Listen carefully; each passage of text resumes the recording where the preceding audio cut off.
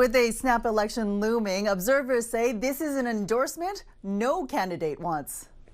With Canada and the U.S. locked in a trade war, Donald Trump weighed in on who he wants to negotiate with. The conservative that's running is stupidly no friend of mine. I don't know him, but he said negative things. So when he says negative things, I couldn't care less. I think it's easier to deal, actually, with a liberal. There was no response from the Prime Minister's office. Mark Carney spent most of the day in closed-door meetings, but his conservative opponent addressed it within the opening minutes of his news conference in Sudbury.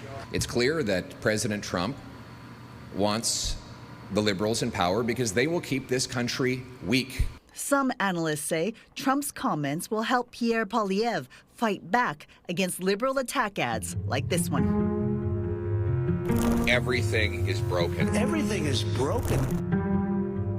The Liberal campaign is looking to make any link they can between Mr. Poilievre and Mr. Trump, as are a number of third-party organizations right now. And this undermines all of that. Since this November meeting in Mar-a-Lago, Trump has been talking about turning Canada into the 51st state. Before launching a trade war earlier this month, Trump spoke about using economic force against Canada. Although Canadian politicians have talked about toning down the rhetoric over tariffs, Trump is not doing the same. They give us nothing, and they are the worst people to negotiate with. Canada has retaliated against Trump's 25% tariffs, but the White House is expected to put more protectionist measures in within weeks. It doesn't matter who's sitting in the Prime Minister's office up in Ottawa. The Trump administration is still going to have complaints about the United States' trade relationship with Canada being unbalanced from their perspective.